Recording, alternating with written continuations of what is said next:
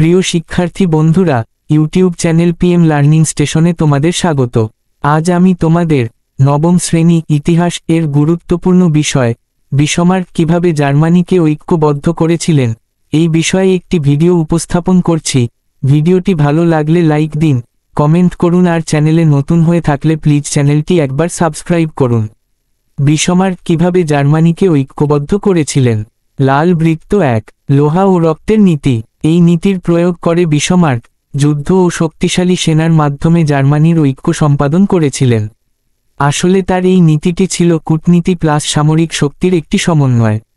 কমলা বৃত্ত 2, ডেনমার্ক যুদ্ধ 1864। প্রাশিয়া ও অস্ট্রিয়া মিলিত হয়ে ডেনমার্ককে পরাজিত করে। তারা স্লেসভিগ ও হলস্টাইন দখল করলে আত্মবিশ্বাস বৃদ্ধি পায়।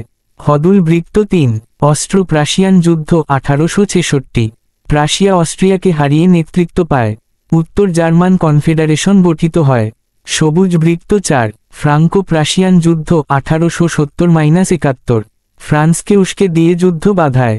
জার্মান রাজ্যগুলো ঐক্যবদ্ধ হয়ে ফ্রান্সকে পরাজিত করে, যার ফলে জাতীয়তাবাদী উচ্ছ্বাস বৃদ্ধি পায়।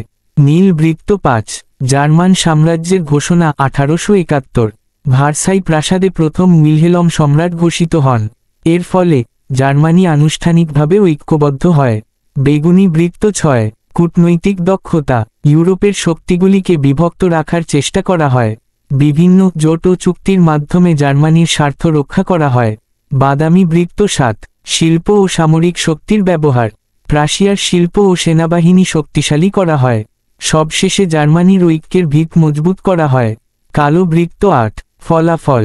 1871 সালে জার্মানি শক্তিশালী ও ঐক্যবদ্ধ জাতি হিসেবে আবির্ভূত হয় এবং বিসমার্ক জার্মানির স্থপতি হন।